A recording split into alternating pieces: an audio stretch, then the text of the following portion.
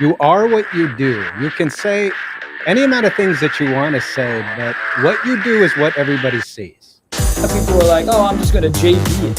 Like, it's just JV it. Like, what the hell is that?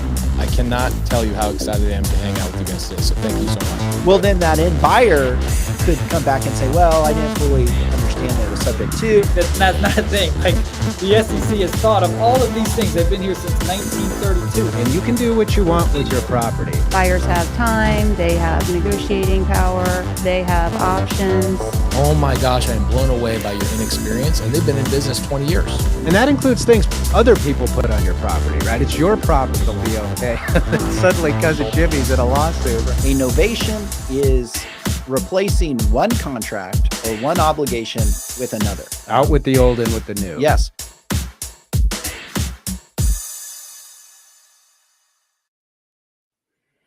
Hey, everybody. Welcome to the show. Today, we're talking about the legal pitfalls of shared ownership. I'm Andy Fowler, and I'm here with Sean St. Clair. If you're new to the show, make sure to like and subscribe to our channels. You can find us on Facebook. You can find us on YouTube, and you can find us on X, formerly known as Twitter. On virtually all of those platforms, you can find us at @InRem Podcast. That is @InRem Podcast. Also, you can download the audio version of our podcast on Spotify and on Apple Podcasts. So if you want to just listen, go there, leave us a review. It helps us out a lot. We appreciate it. With that, we're going to go to Sean, who has our legal update. Thank you, Andy. So my legal update today is, what is a right of first refusal and when is it used? So a right of first refusal is something that you can put into a contract that would give you the ability to decide whether or not you want to purchase an asset that could be sold by the other party to the contract for the same terms and same conditions as which they are able to sell it. So one prime example would be you are a tenant and you are renting commercial real estate. And you want to make sure, though, that if the owner sells the property, that you have a right to decide whether or not you want to buy it on those same terms. A lot of times, commercial tenants, especially high-end commercial tenants, do their due diligence and research the owner of the property and whether or not they can work with them and whether or not it would be a good fit. And so they don't want them to sell the property just to have some other third party that they don't know anything about, that it may be difficult to work with, they may not like as a landlord, to come in and purchase the property. And so they'll put in their lease the right of first refusal, which means that they have the right to review the purchase contract and the terms and make a decision whether or not they want to buy it for those same terms and conditions. Normally, you have a period to consider it, like 15 days, 30 days, to make a decision whether or not you want to perform and buy it upon the same, terms and conditions as the prospective buyer. Well, this is also used in the lending context. So when you go and you obtain financing for real estate, if you go and you obtain financing from, say, a hard money lender, or you go and you obtain seller carryback financing or some other form of financing, well, that lender generally has the ability to sell the promissory note. Certain conditions have to be in place, like the use of a servicer and stuff, to really make it work. But nevertheless, most lenders have the ability to sell the actual promissory note. It's personal property. It has value, and they can sell it. And there's note buyers out there who will buy it. Sometimes it's for the full principal balance of the note. Sometimes it's for an amount less than the principal balance of the note. But nevertheless, they have the ability to, try to sell it and basically cash themselves out on the transaction. Well, you as the borrower may want to negotiate, as part of the lending transaction, the right to of first refusal to any note sale. So what that would look like would be, hey, the lender decides, okay, I no longer want to hold this note. I no longer want to accept payments. This note has value and I can liquidate it. I can sell it. So I'm going to go and find a note buyer. The note buyer makes an offer. The lender's inclined to accept the offer. But if the loan documents provide that the borrower has a right of first refusal for any assignment or sale of the note, then the lender has to present that to the borrower and give the borrower an opportunity to decide if they want to buy the note on those same terms and conditions. So if the lender is giving a discount on the principal balance of the note, say they're selling it for 85, 90 cents on the dollar, well, you may be like, hey, that's a short payoff. I like that. I want to do that. And so you then decide, okay, I'm going to purchase the note for that amount. But it basically allows you to have some say or some control over who your lender is going to be in the future, and decide whether or not, you want this to the same, purchase terms as a third party prospective buyer coming in and looking to buy the note. Obviously, that's a negotiated term that should be initialed and approved by the lender in advance. You can't just go and slip it into a promissory note that you sign. Instead, you should make sure to have some acknowledgement signed, either initialed or signed acknowledgement by the lender that they understand that that term is in there and that they're going to be bound by that term. You also want to have, in my view, for a provision like that, some form of penalty for what happens if they go and they sell it. Do you all of a sudden just get to go to the note buyer and buy it for the same amount? Then what's the incentive to, give you your proper notice? So I normally put a provision in there that basically says, hey, if the notice isn't provided, then the borrower can actually purchase the note from the third party purchaser for 10% less than what they purchased it for. So if they, if a note buyer looks and reviews the note and deed of trust and they see, oh, there's a right of first refusal, but that's okay. Worst case scenario, I collect a few months worth of payments and then all of a sudden they come out of the woodwork, buy it for what I bought it for, not the end of the world. Well, okay, now we're going to, have a check and balance here. And yeah, you can do that. But in this case, if you do that and you buy it, then there's a penalty and they have the right to buy it for 10% less than what you bought it for. So now you've lost money. So normally the note buyer would be a lot more cautious and would likely say, okay, give them the right of first refusal, let them know about my offer, see if they want to buy it. And if they don't, then I'll buy it. But at least you have that, level of check and balance there. So a right of first refusal is any right that is negotiated into the contract that provides that the one party to the contract has the right to consider any offer to purchase an asset being sold by the other party to the contract. And it can be used in a number of contexts, one of which in the real estate investing context would be to put that in there on your lending agreements so that the lender has to give you the option to purchase the note prior to selling it to some third party. All right. Thank you, Sean. With that, let's talk about a few upcoming events for you, the listener, to be aware of at the NREM podcast every Wednesday at 5:00 p.m. Arizona time.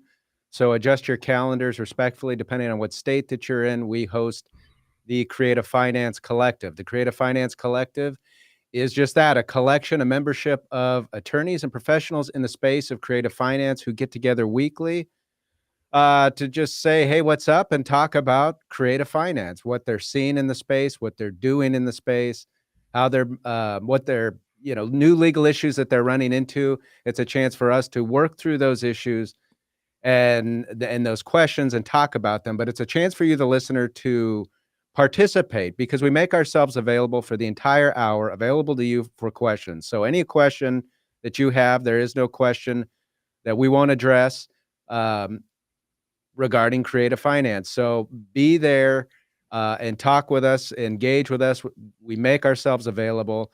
And all the attorneys that participate, and by the way, there's a number of them from a variety of different states. In any given week, you might see attorneys everywhere from Arizona, California, Alabama, Georgia, Texas, Ohio, Florida. They're all over the place. And they're very kind to make themselves for free available to you to answer questions. So make sure to be there 5:00 every Wednesday, the Creative Finance Collective. We're there to answer your questions and talk about all things creative finance. With that, let's get into our topic today. And today we're talking about shared ownership. And the reason we wanted to address this topic is there's a growing feeling in the economy today of that there's a difficulty of affordability. And there's questions as to what's going to happen with the economy overall from a macro perspective. There's questions about what's going to happen to the real estate market. And those questions change and vary from state to state. But there's a growing sentiment of the difficulty in affordability of housing, mainly residential housing, and really all real estate. But we're going to talk about residential housing today. And when there's that growing sentiment, there's also a growing push and sentiment to try to find a way as a buyer to bridge this affordability gap and to come in and get into an asset class that's, and we've talked about this, been around since the beginning of time. There is nothing more valuable to many people oftentimes than a piece of this earth, real estate. That is what it is. So what owners are now talking about doing, or potential buyers or first-time buyers, in order to try to make things more affordable, they're looking at this idea of shared ownership, going into a property with another owner to either split financing, just to make the whole thing more affordable. And we want to talk about today the legal pitfalls associated with that and what you should expect if you're going into a transaction like that. Now, before we get going, Sean, I want to read a couple economic statistics to kind of just lay the groundwork for this discussion. And these are recent. So I took from these. By the way, if you don't follow us on Twitter, now known as X, you should, because in addition to video content, we post statistics like this. The source of these statistics is listed there, and you can check it out. But a couple things to note. So as of last week, the median mortgage payment nationwide is now $2,900 a month, almost $3,000 a month. That's your median. The median rent price for just rentals is $1,900 a month. It now costs $1,000 more to buy than it does to rent. So it's more expensive on average to buy than it is to rent. The average new car payment is $750 a month. The average interest rate on a car loan just hit 14%. And I thought this was really fascinating. The U.S. housing market affordability is at its lowest point in history. Even in the worst part of the 2008 financial crisis, affordability was 15% better than at its current levels. I was blown away by that statistic. You know, we talk about this, Sean, all the time, the 2008 financial crisis. We lived through it as attorneys. We counseled homeowners through that crisis. That felt awful. That was it was called the Great Recession for a reason. But when we're talking about looming crises, affordability was 15% better than it is now. I mean, I know we have ideas and you have thoughts and ideas as to why that's the case, but what do you think? How have we ended up here where affordability is that much worse? Inflation, rising home prices, rising interest rates. You know, in theory, when your economy is seeing significant inflation, you raise interest rates to slow that inflation down. I don't know that that's helped. Now, I'm not an economist, but I mean, I don't see the inflation melting away. I was in Phoenix filling up my tank of gas, and I paid $5 a gallon for gas. And I saw a statistic that this time last year, now that's still high compared to, a few years back. But, this time last year, it was $4.50, so it's gone up 10% in the last year. So while we keep rising interest rates, inflation's not coming down, nor are housing prices. Like normally housing price should plateau or lower, depreciate a little bit, but they're not. And, we've talked about this on the collective primarily where, okay, what's causing this. In my view, it's low inventory, and it continues to be low inventory. And the reason why we have low inventory is we had record low interest rates for so long that you have all these people that have what I call the golden ticket, which is a 2.5 to 4% interest rate that we're never going to see again in our lifetimes. And so why would you ever give that up? It makes no sense. People are holding these properties and they're renting them. They're, fixing them up. They're doing home improvements. So you have the construction industry is not slow for business. General contractors, remodeling contractors, the trades. Oh, they're nonstop busy. Back in 2008, when the market kind of tanked, we saw those professions. How many tradespeople did we represent in trying to secure mechanics liens and do different things, right? Because the business just stopped. Well, no, that's not stopped because everyone's wanting to fix up their house, because it's like, well, I'm no way am I going to sell this and buy a new fixed up house or upgrade or whatever, because I frankly can't even afford to buy my own house at the current interest rate levels. So I need to stay here. It's cheaper than renting.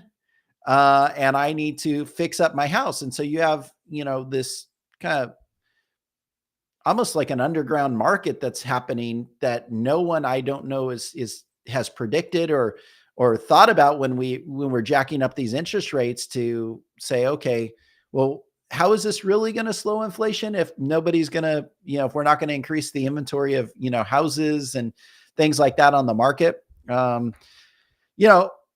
I don't know. I don't know how this is all going to play out. The other thing that you didn't mention in these numbers is, Bloody Sunday, right? Which was not yesterday, 2 days ago, where on October 1, all of a sudden interest or student loan payments have to start back up. That's right. And so people are now, so you have a $750 car payment, you have rent, and now you're going to be paying on student loans, and those aren't cheap. And so you have all this money that, you're going to have to budget for, and that, is coming out of your paycheck every month. So yeah, how do you afford to buy at 7% interest when housing prices are still appreciating? Right. Yeah. And that, one of the, I know that's not the only factor that's different from 2008, but one of the primary ones, and you mentioned it, is nobody's selling. Right. I mean, nobody, and why would they? It's a poison pill. What are you going to do? You're going to even if you have a ton of equity and you can flip it, you're going to be flipping it into something way more expensive at a much higher interest rate. Right. Yep. So exactly right. suddenly the whole world, maybe there's some benefits to this, but suddenly the whole world's gotten content with their home and might just decide to stay there for a very long time, which begs another question. A lot of folks have talked about, well, I'm just going to wait out rates and everything else. You might be waiting this out for a long time. I mean, this is not a dynamic that's going to play out likely over the course of a couple months. We might be talking about a couple years here. Now, and we've talked about this, the wealth that could be created over this just by forced holding onto your home and paying it down over many years, that has its own benefits. But if we're waiting out interest rates and affordability, this might be, they talk about inflation being sticky. This is like a sticky problem that may be around for a while, and you may need to plan for it to be around for a while. Right. So let's take that from what we've just talked about and get into shared ownership, because given this affordability dynamic that we talked about, boy, this idea that I could go in with somebody else, pool our resources together, that's not a whole lot different than just a partnership deal to go in and do this, really sounds attractive. But there's some legal pitfalls that you need to know about and you should be aware of. And so let's talk about those. So, Sean, when we talk about shared ownership, let's define that and talk about what we mean. And what I think what we mean here is not shared ownership in the classic sense, like husband and wife situation. What do we mean? I mean, you're talking unrelated parties being on title to property together and as some, percentage of ownership. Yeah. So we're talking about unrelated parties. Obviously, people do shared ownership all the time when we talk about spousal scenarios. But that's not really what we're talking about. We're talking about, hey friend, there's a duplex over here we could all go in together on, and we could share the expenses, or a single family residence, something like that. Well, and I want to take a step back. I said unrelated parties. I'm talking about parties that aren't married. Yeah. That could be parents and children, brothers and sisters, those types of sibling groups. And I think we're starting to see more of that where, you have kind of the next generation of familial living where, parents and children are all living under the same roof. And then the parents are like, well, I need to help out the children because, they are hopefully, or a lot of times they're from a generation where housing ownership was a little easier to come by than what we have right now in the market. And so they're like, okay, well, I'll help you buy because I have, this other house I sold and equity and things like that. Yeah. And I think that's an important point to make, because given the dynamics of family, that's usually the first place you're going to go, right? Because those are the people that you trust. Those are the people that you love usually. And, and most likely the people you might be able to share a place with because you've done it before, if that dynamic allows. So that might be the first place to go. So really, we're just talking about the non-marital situation, because the marital context comes with a different legal rights and everything else. Correct. So the first thing we want to talk about as we go into that is the structuring part of it, or maybe a better term is the titling part of it. This isn't really going to change, and oftentimes title companies, because you're going to get the question when you go to close, how do you want this titled? How do you want your names on the deed and everything else? But when you're talking about non-marital situations, it has real world implications for how you title the real estate.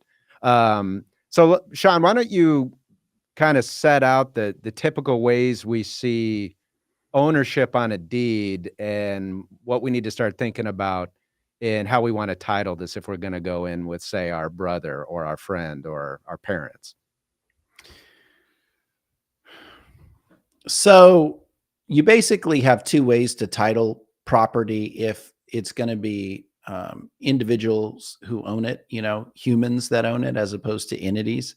So the two ways is tenants in common or joint tenants with right of survivorship. And so what tenants in common means is, let's say, Andy, you and I go and we buy a house, a property, and we take it tenants in common and we each own 50%. What that means is if I were to die, my estate would inherit my ownership interest, and a probate would have to be done, and my interest would go to, whoever's entitled to inherit from me. Versus joint tenants with right of survivorship means that if I were to die, it goes to the surviving owner, which would be you. And all you would have to do in that case is record a death certificate. So there would be no probate or anything like that. So you have to decide on, joint ownership, whether or not you want the co-owners to receive the property upon the death of one of them, or if you want it to go to their estate. I mean, if this is a transaction where it's parents who are putting in money and children or a child in his or her family living there with the parents. But let's say the child that's living there and has joint ownership has like siblings. Well, you have to decide, okay, if we do joint tenants with the right of survivorship and something happens to the parents and the property goes to just that one child who's living there and is on title, or do we want the parents' interest to go through an inherited interest to the other siblings, things like that. And there's estate planning trusts, that can be done to help facilitate that and provide for that. And I would recommend doing something along those lines. But I just want to say, before we go too much further, I think joint ownership is typically a bad idea in general.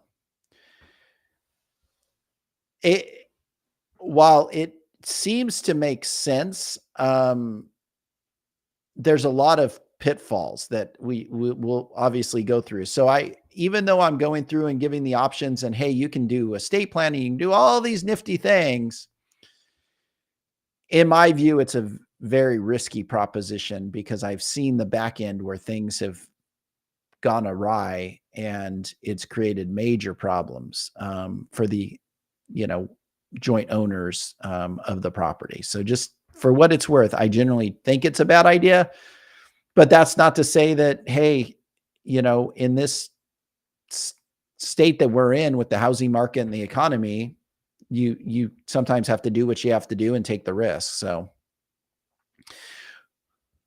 now, so that's the common way of owning, where you've got multiple owners on the property. correct. And it's worth noting, because a lot of times people just fall into what they're used to.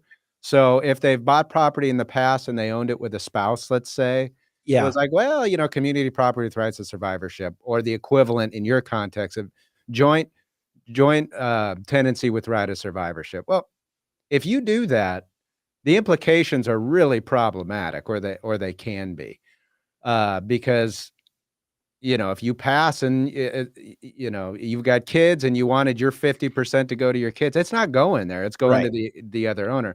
On the flip side, like you mentioned, if you're going to just say, hey, we're going to keep our respective percentages, great, tenants in common.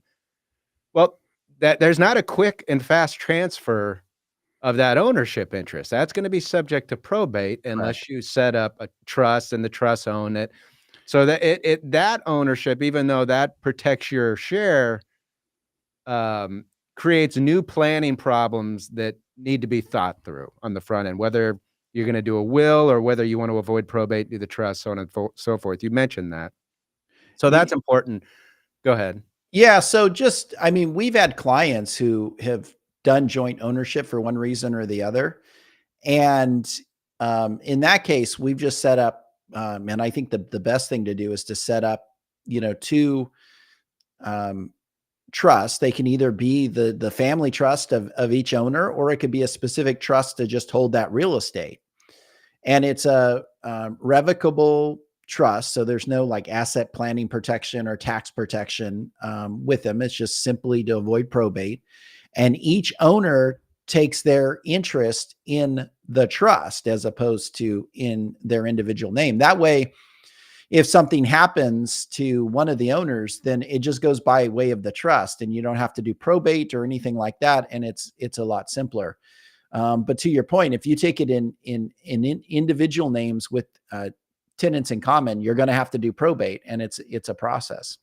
So what would you say to somebody who says, well, okay, fine, we're going to avoid that problem. We're just going to create family LLC, make everybody a member, and there's just going to be one LLC, one entity that owns the property, and it's just going to be that LLC. So that is an option, but in my view, well, you're losing a few things in doing that. So number one, you're losing your homestead exemption. And so your homestead exemption applies to, owner occupied real estate up to $400,000 in identifiable proceeds from, that real estate here in Arizona. But if you put it in the name of an LLC, you lose that. And so you lose that protection. And then the second thing is, if you put into an LLC, you could face capital gains tax versus if you hold it individually, then, each owner would receive, I think it's like $250,000 in capital gains protection as to their interest. So if the property goes up in value and you sell it, you don't have to pay taxes as long as you've lived there 2 out of the last 5 years. So that's a pretty significant thing. And then third, for estate planning purposes, if you have individuals that are owning it and living there and an individual dies, you get a step up in basis. Now you don't get that with the LLC, although you may get it as to the value of the membership interest in the LLC, but it makes things more complicated through the use of the LLC. Now, the one benefit of the LLC is this, and this is where I think I have the greatest level of concern with joint ownership. And that's if one of the parties gets into financial trouble and ends up with like an IRS lien, a judgment, or something against them personally that then gets recorded, and all of a sudden it's attaching to this real estate. And so while you have the homestead exemption, and that might help you as to a judgment, so you're fine there. But let's say that there is a greater amount available from the sale of the property. Well, that judgment creditor could hold out and be like, no, it's you have to pay us anything above whatever the homestead exemption is, or the IRS lien attaches. And they're not subject to the homestead exemptions because they're federal, right? They preempt state law. So you have to deal with those. Or a party files for bankruptcy and you have a trustee that comes in and wants to deal with the property because it's greater than the homestead exemption. Putting in an LLC generally would avoid most of that because the LLC is the owner and not the individual. And so, there's an advantage there. If if the IRS comes out and puts a judgment lien against me, but Andy, you and I have put our real estate in the name of an LLC. Well, it doesn't attach as a lien against the property owned by the LLC. Right. All right. So let's jump to talking about, we've gone through the titling aspects and what you need to be thinking through. Let's talk about the lending side of it. So, and go through a couple scenarios legally about what that might work. So that one common way might just be, I've got my brother, or I've got my sister, I've got my friend. We want to go in together and buy a property. We can go in and get conventional financing. We can both qualify together, be on top on the property. That's one avenue, right? We can get conventional financing, assuming both sides qualify. Do you see any issues or things to be aware of on that? No, that's fine. You could do that if both parties will qualify, then you're both going to be borrowers, and everybody's credit is being pledged for the loan, and yeah, that's fine. Yeah. Now, one thing that's worthwhile pointing out, I think, is what should each I was going to say the lien that is the mortgage or the deed of trust that's going to be on the property on that respective loan is going to attach to the property in its entirety. Yes. Which makes sense, right? You're both on the loan, and you're both getting financing under the same loan. So, and the lender in that case is not going to really break out the payments, and look to one to, they're going to kind of treat you together, and you're going to both be responsible to be making that one payment, however you decide to divvy that up. Right. Yeah. The loan documents are going to provide that you're jointly and severally liable. And so that means each individual is liable for the full loan and loan payment.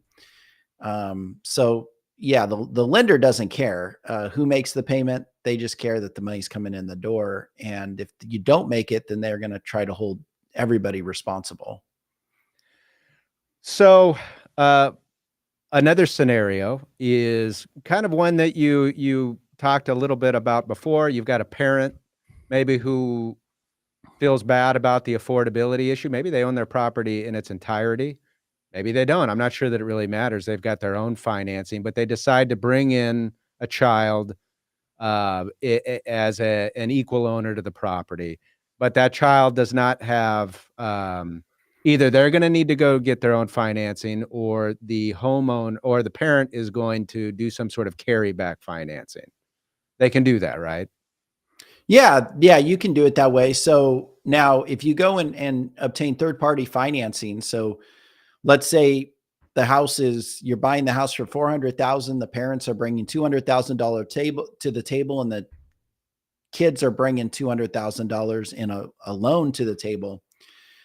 In that case, the kids can go and be the borrower for the loan. And then what the lender is going to do is the lender is going to make the parents sign the deed of trust so that the loan encumbers the entire property, but the parents are signing as non-borrowers, which means if a default happens, the bank can take the property in its entirety and isn't relegated to like a 50% interest.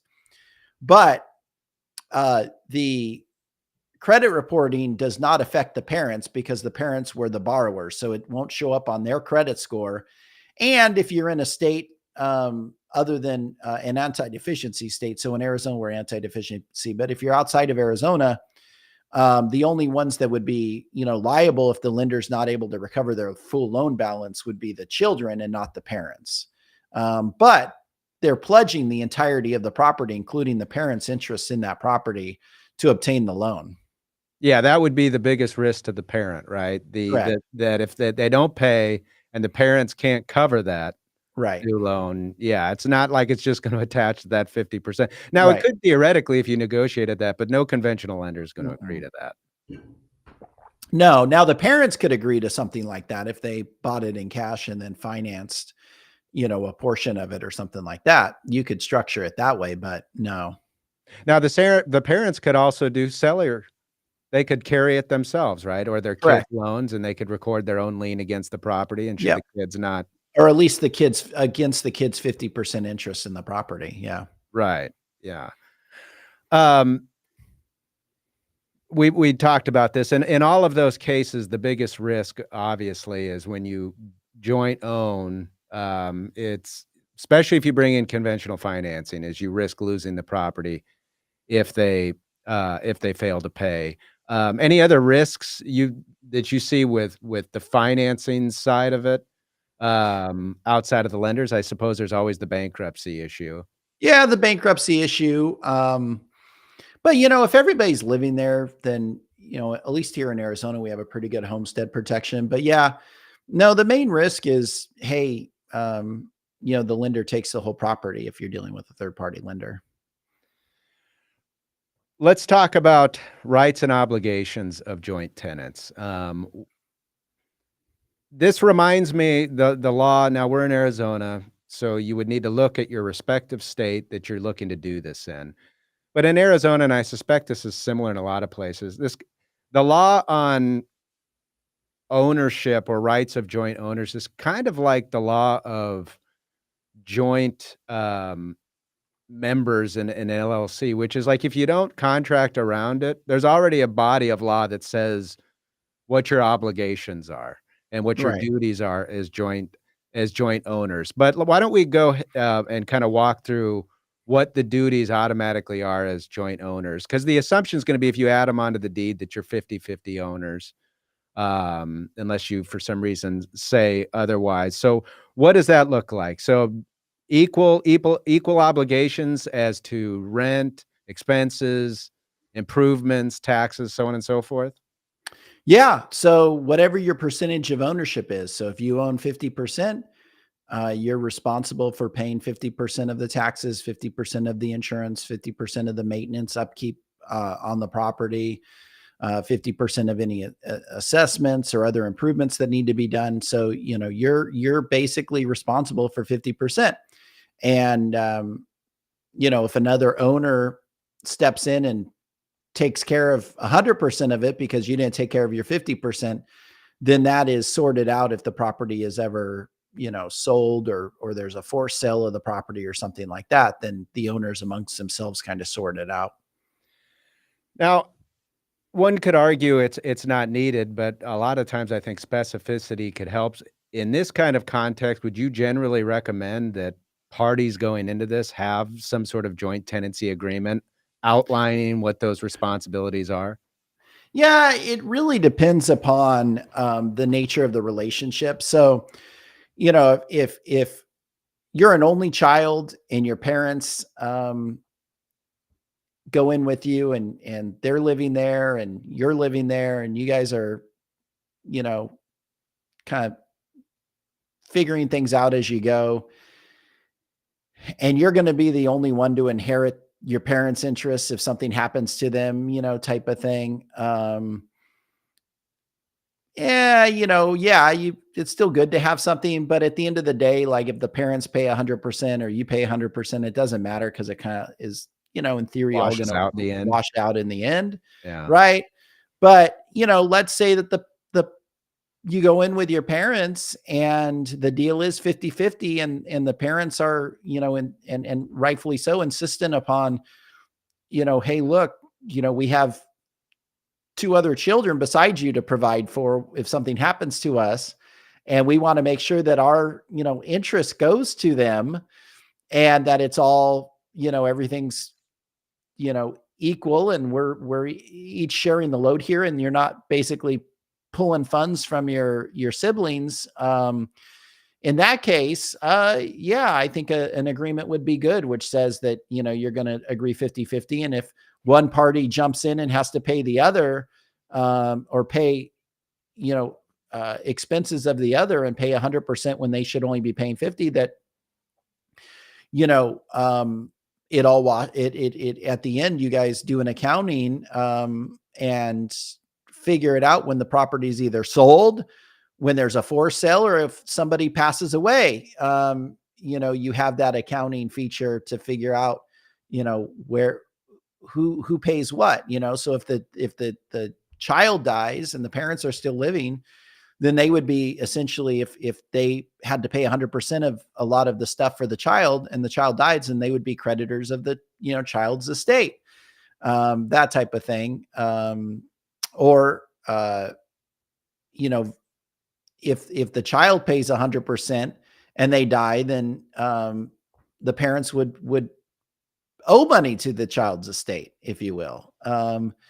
And so, but you have to have that all written out, that specifies all that, so that it's very clear, like, hey, we expect this to be a 50-50 arrangement.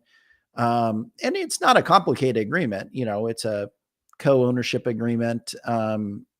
And you just specify that how you're going to do it. And that if one side ends up bearing more of the burden, that there's a trigger, there's some event, there's some time period where you figure it all out and do an accounting.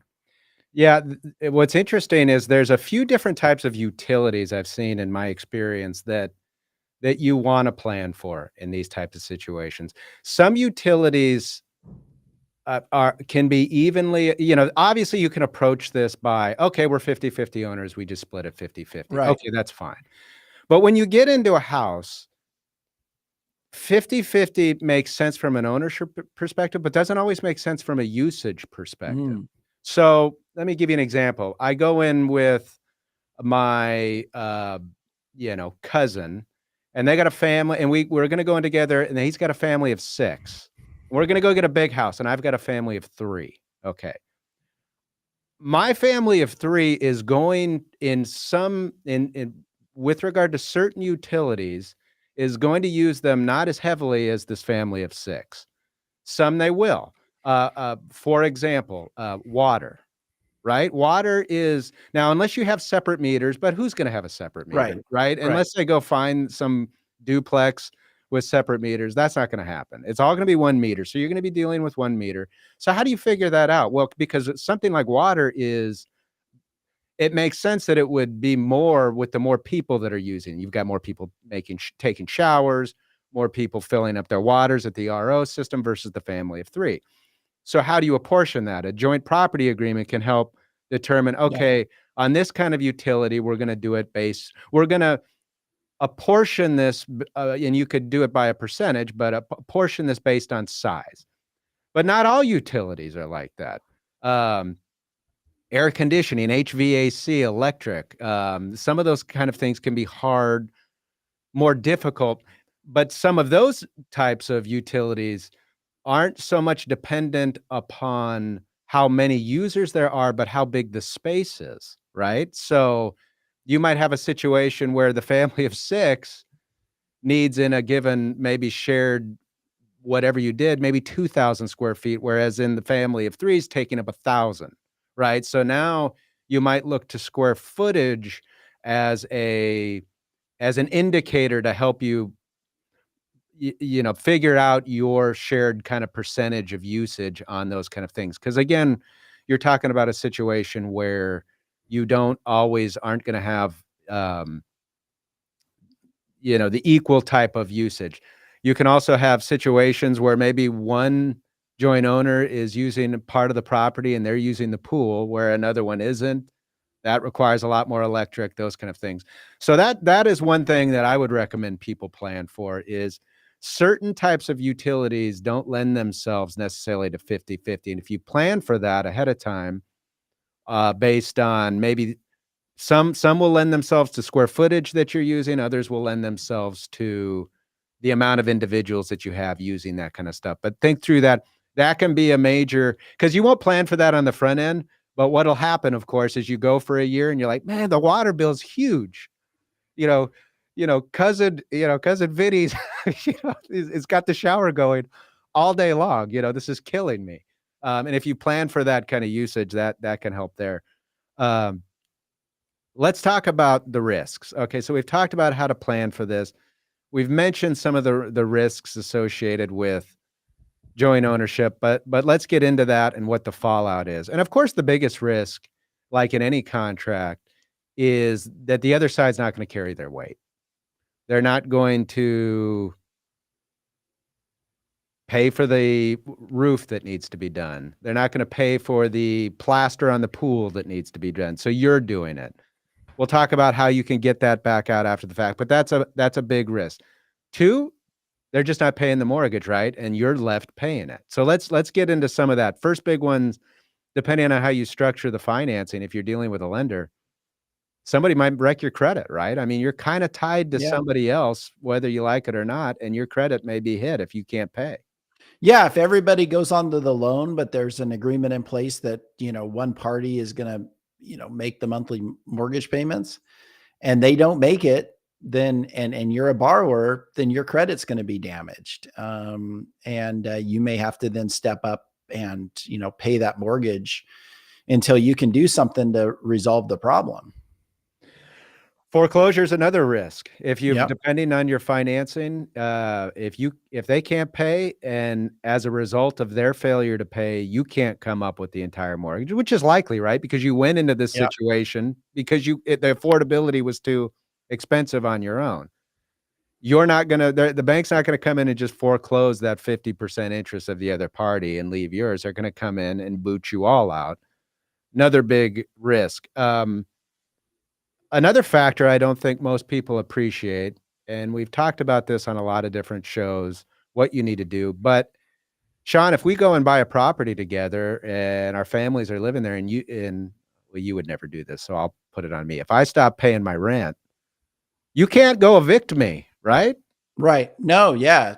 Like as a you're stuck with me. right. As a joint owner, you have a right to, possess the property, equally as I do. And, even a one-person owner has a right to possession of the property. I mean, that's uh, part of being an owner is the right to possess. So, in that case, yeah, you can't, And in evict. fact, if you tried to lock me out and Oh, kinda self-help evict by just changing the locks on the door, this Fowler jerk isn't mhm. paying, gonna lock him out.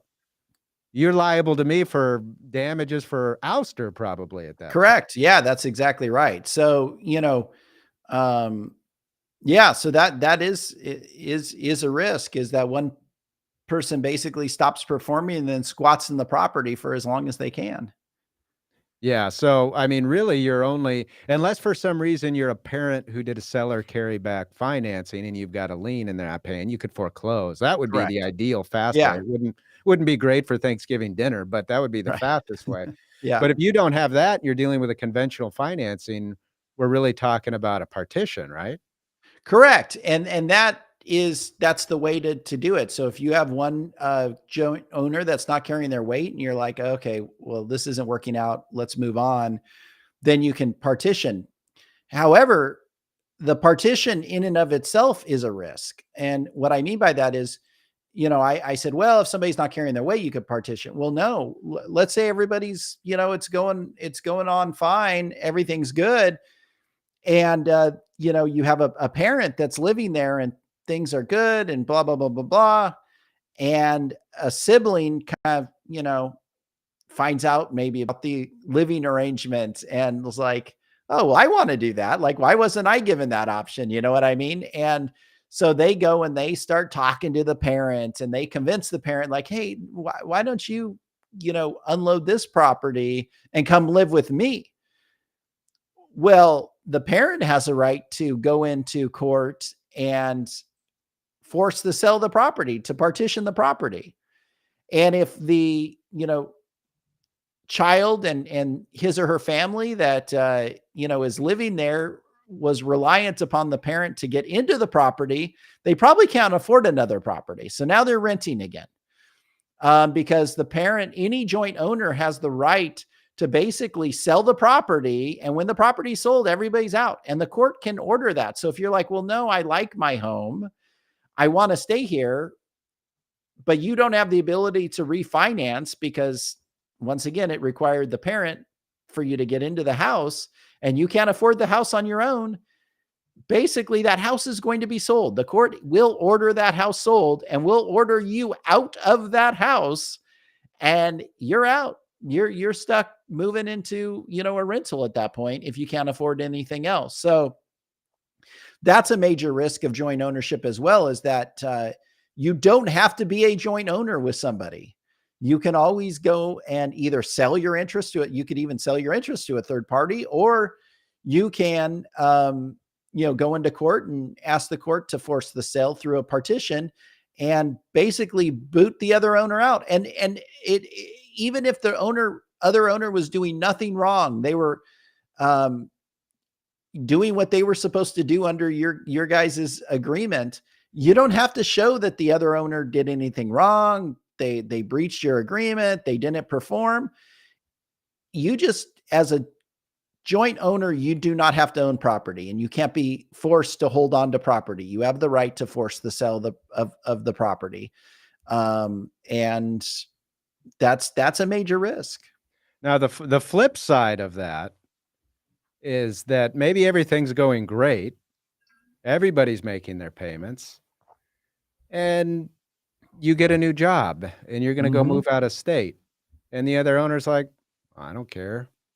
I don't want to sell. Well, they can say that. Now, you just outlined what you would need to do. Correct. But what you would need to do is significant. Right. You would need to go file a lawsuit for partition. Yeah. So the thought that, it's not that you can't get out, but the thought that, holy cow, to get out, I have to go file a lawsuit, serve them, and go down this road, that's not just a quick, I just got my real estate agent put on the market and sold the house. That can be significant and that can be costly from an attorney's fees perspective. So that is kind of the other risk. Of course, this partition action is where the court would also resolve where any one joint tenant has not been paying their fair share. Correct. If you've been paying for the roof repairs, you improved the property, you did all that, that would be your right to contribution, right? That's what it's referred, them to basically, the court would basically do an accounting to equalize out to make sure that, and then would pull from the equity of the sale, assuming there was equity to pay for that. Yeah. And as well as awarding damages for any ouster, so in your scenario where you basically change the locks and kick the other owner out, in a partition action, the court can award damages to the one party who's, not been able to utilize the property because of an ouster. All right. Well, good discussion. So if you're considering joint ownership, don't do it lightly. Don't do it without a lot of thought. There are obligations. There are legal issues that abound all over the place with joint ownership of property. And so those are things that you need to be aware of. With that is our show for today. Make sure to join us next week. Look forward to seeing you then. Have a good day, everyone.